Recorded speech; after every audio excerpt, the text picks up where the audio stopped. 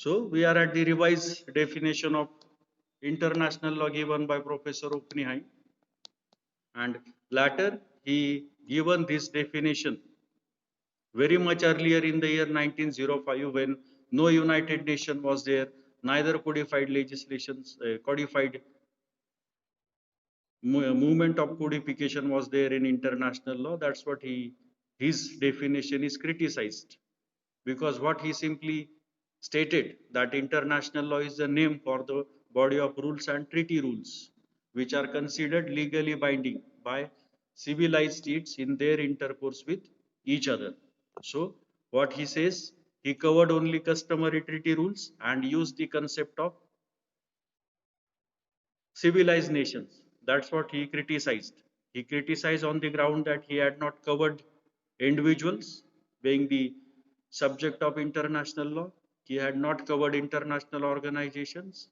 Secondly, third, he branded the international law as a body of rules.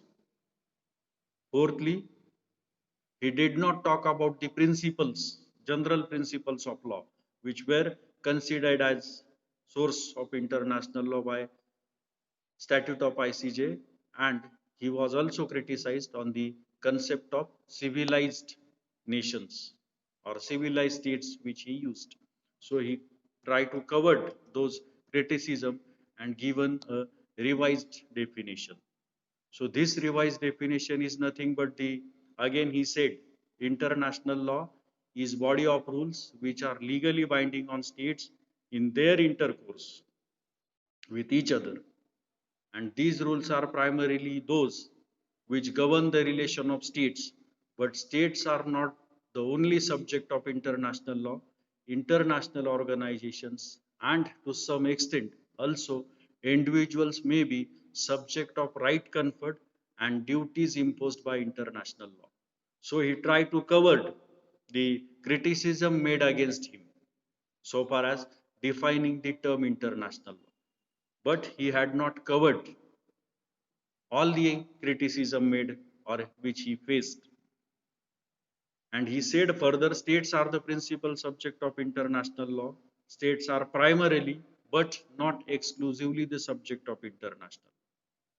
And to the extent that bodies other than state directly possess some right, power, duties under international law, they can be regarded as a subject of international law, possessing international personality. So he covered individual and international organizations within the scope of international law and removed the criticism faced against him.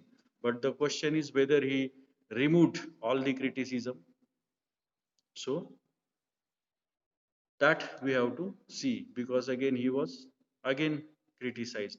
I think we seen those criticism that for civilized states he criticized, because what is the criteria for civilized states, that was not defined, and according to him only Christian state or the members of European Union are civilized states, but he left the China being the 5,000-year-old culture is not civilized, neither India. So he was criticized that civilized state concept used by him is wrong. He criticized on the body of rules, that international law is not body of rules. Body of rules means exhaustive rules. Nothing can be added into. But international law is dynamic. It is changing as per the changing notions, development, etc. Like environment jurisprudence is developed, law relating to technology is developed, space research, etc. is developed. So it cannot be called as a body of rules. So on this point he was criticized.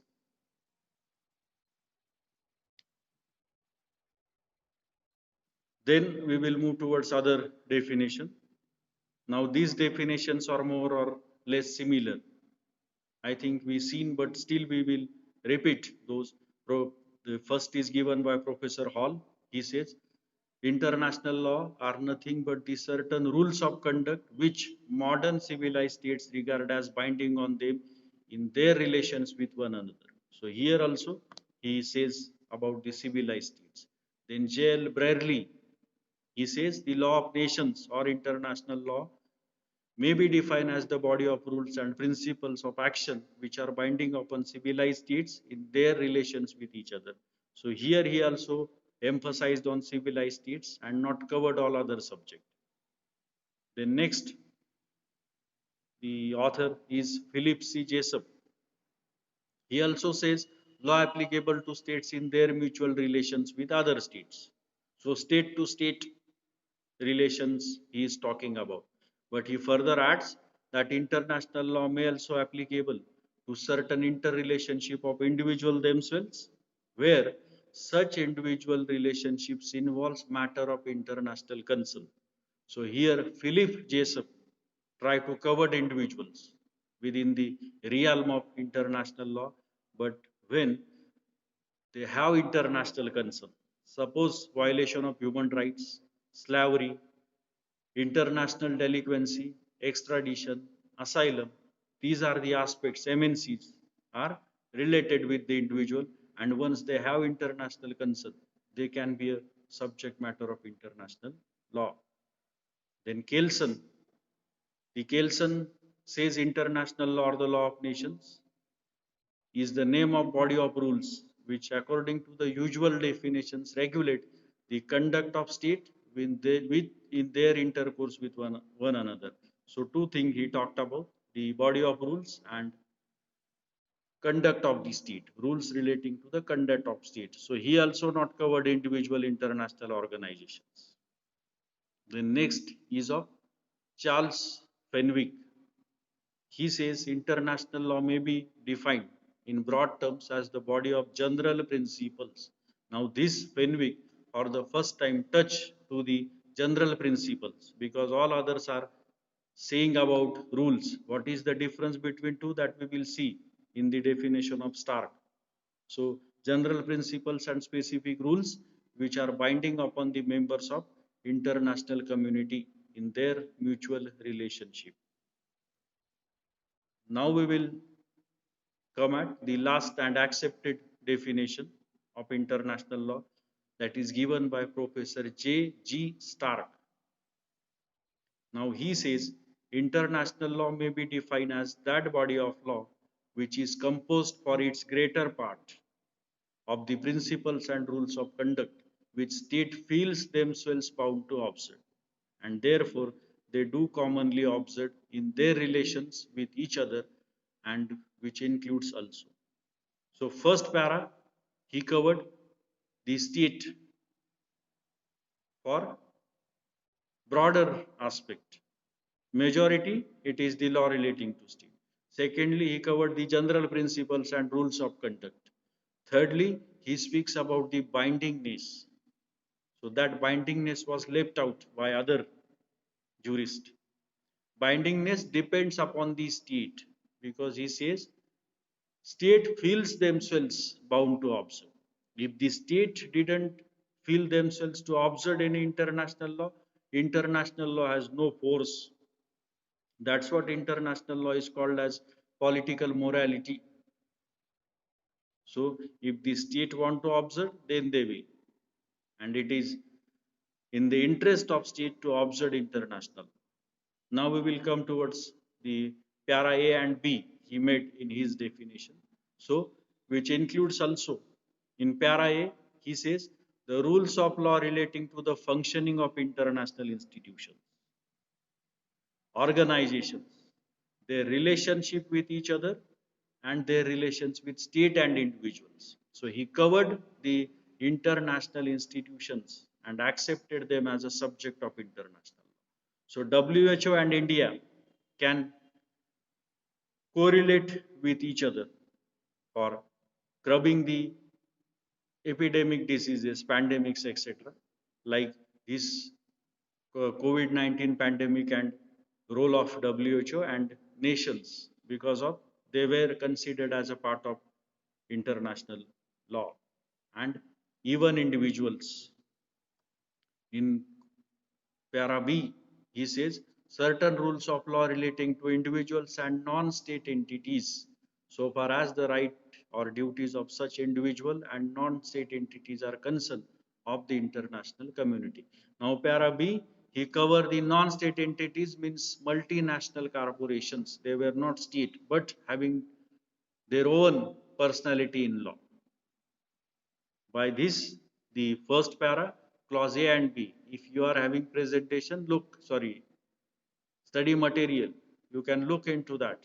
The J.G. Stark definition. So he covered almost all aspect.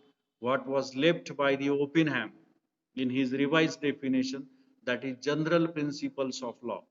Those also covered by J.J. Stark. Therefore, this definition of Stark is appropriate because it takes into account the changing character of international law and truly reflect the present position of international.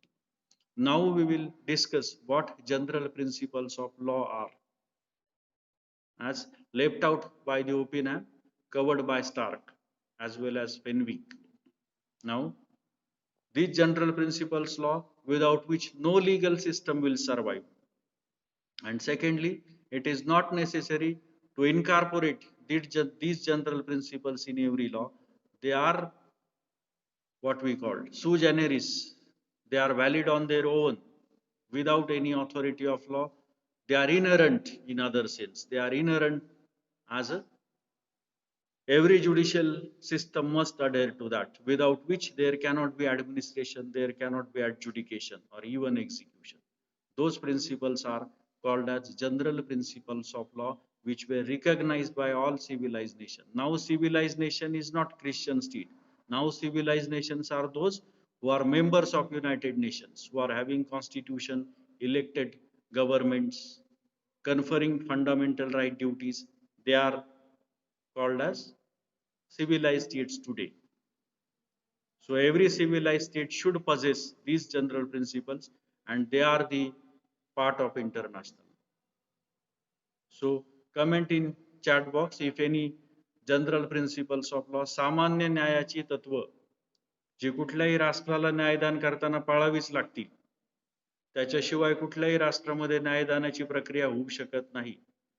असे जे तत्व आहेत त्यांना general principles of law असं म्हणायचं. आणि ते general principles of law विचारात घेऊन इंटरनॅशनल लॉ तयार होतो किंवा इंटरनॅशनल लॉचा भाग ती जनरल तत्व आहेत. अशी जनरल तत्व एखादं जे सांगता येईल तुम्हाला की हे असं तत्व आहे की हे जनरल प्रिन्सिपल्स ऑफ लॉ आहे, कायद्याचं तत्व आहे. कायद्याची तत्वे सरळ प्रोफेशनल इथिक्स, प्रोफेशन मध्ये जसे काही इथिक्स असते तसे लॉचे काही असतात. त्याच्याशिवाय कुठलीही लीगल सिस्टम, न्यायशास्त्र, इंटिग्रिटी, कोऑपरेटिव्ह, अजून natural principles, principles of natural justice असं म्हणा.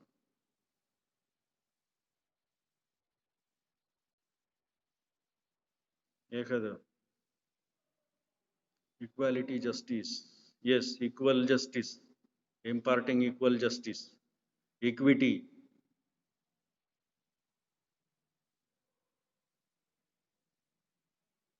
अजून न्यायदान ते समजा कामच आहे. Justice, to impart justice is a function of every legal system. पण ते जस्टिस देण्यासाठी काही तत्व पाळली जातात, त्याच्याशिवाय ते होऊ शकत नाही. आणि झालं तर तो न्याय नसतो. जसं justice delayed is a justice denied. Good conscience, yes, justice, equity, good conscience. No partiality, yes. That is called as doctrine of bias. No partiality. There should not be a bias on the part of adjudicating authority is a principle of law. Adi alterum partem, असा ऐकलं एक principle. adi gender equality, yes. तेच बायसच आता super classification होईल. Bias because of gender discrimination. आता हे bias करण्याची रिझन्स आहेत. Gender inequality is a reason which results in to bias. adi alterum partem असं ऐकलंय की एक principles of natural justice. Baahubali picture पाहिला असेल ना. बाहुबलीमध्ये एक पनिशमेंट दिले जाते तिला, काय ती heroine,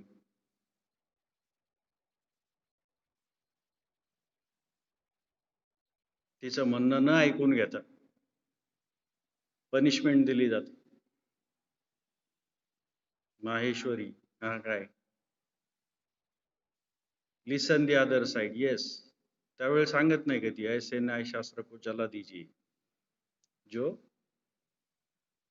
without giving opportunity of hearing to the victim, no punishment can be awarded. Opportunity of being heard shall be given to both the parties before adjudication.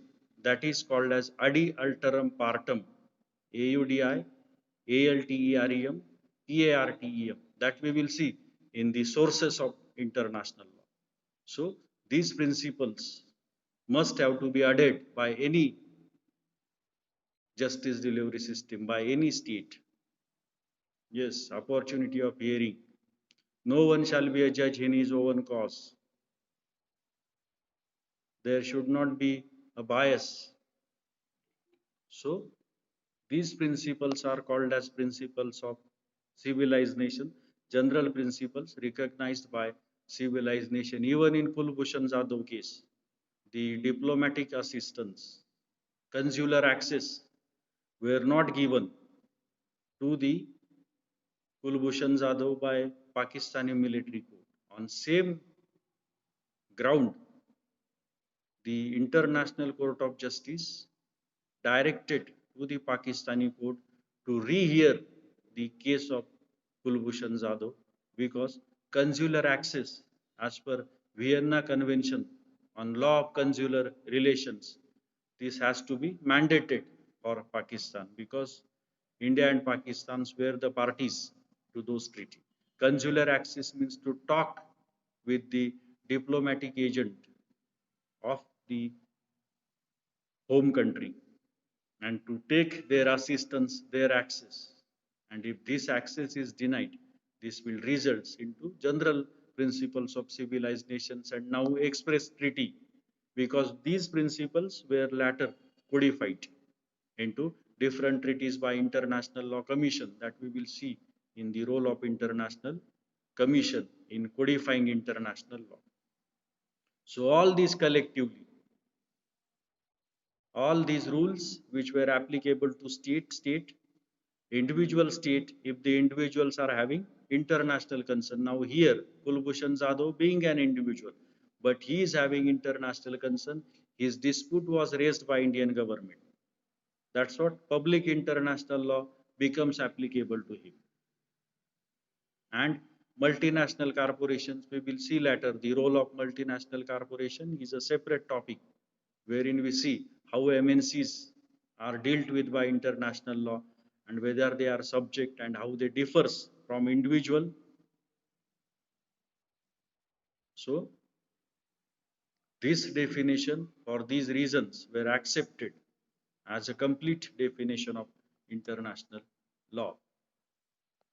Now we can conclude that by analyzing all these definitions that international law is a body of rules and principles. Body of rules was keep continued because principles were added.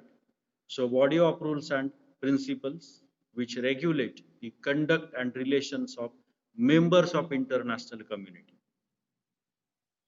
So the contention that states alone are subject of international law is not only inconsistent with the changing character of international law, but has become completely inadequate. Because today there cannot be international law without the role of individual, without the role of MNC. So in view of the changing character and expanding scope of international law today, international institutions, some non-state entities and individuals have also become the legitimate subject of international law. Nevertheless, it cannot be denied that even today, as pointed out by Stark, it is composed for its greater part of the principles and rules of conduct which state feels themselves bound to observe, and therefore they do commonly observe in their relationship with each other. This para is more important because ultimately this will go to the bindingness of international law.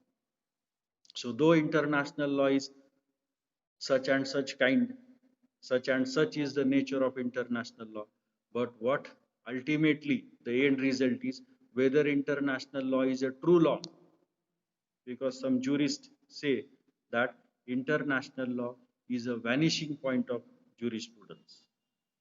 In other words, it doesn't qualify for the parameters of traditional law. It is merely a political morality. Political morality in the sense, it depends upon the state. मराठीत जसं कीर्तन असतं, कीर्तन किती ऐकायचंय आणि किती observe करायचंय, त्या किती पाळायचं आणि त्याच्यानुसार किती वागायचं, हे शेवटी लोकच ठरवतात जे ते कीर्तन ऐकतात. तसंच काही ज्युरिस्ट सांगतात की हा इंटरनॅशनल लॉ पण तसाच आहे. तो किती पाळायचा आणि किती नाही ते ते राज्य ठरवतील, देश ठरवतील. पाकिस्ताननं वाटलं की नाही पाळायचं आम्हाला आयसीचे, ठीक आहे आम्ही युद्धाला तयार आहे. What is the use of international law in such situations? अमेरिकेला वाटलं आपल्याला नाही पाळायचं टेरिटरी प्रिन्सिपल, जायचं पाकिस्तानमध्ये घुसायचं, लादेनला उचलायचं, मारायचं. कशाला एक्स्ट्राडिशन माहीत झाल्यावर? तर that's what it is a political morality. एखाद्या राष्ट्राला वाटलं ते पाळायचे, फक्त त्यांनी मग त्या राष्ट्राने काय बाकीचे रिस्कला तयार राहायचे, पर्टिक्युलरली ट्रेडच्या बाबतीत. आता चायना आणि इंडियाची गोष्ट आहे, उदाहरण आहे. So China will definitely suffer in the investments made into India, trade related aspects, etc. But if they are ready to suffer, then there is no use of international law, treaties, etc. So what Stark says for this, that if the state feel themselves that they are bound to observe these rules, and thereby they do commonly observe that rules, principles, etc., are the international law, the facets of international incidences of international law. So with this, we are concluding the nature definition of international law.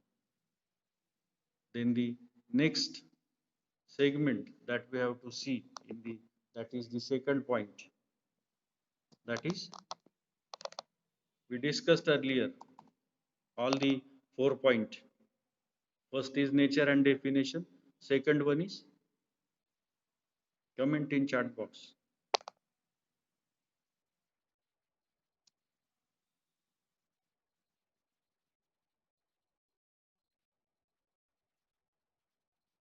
Yes, first is meaning and definition that we had discussed. The meaning of international law of nations, the definition given by several authors. Second,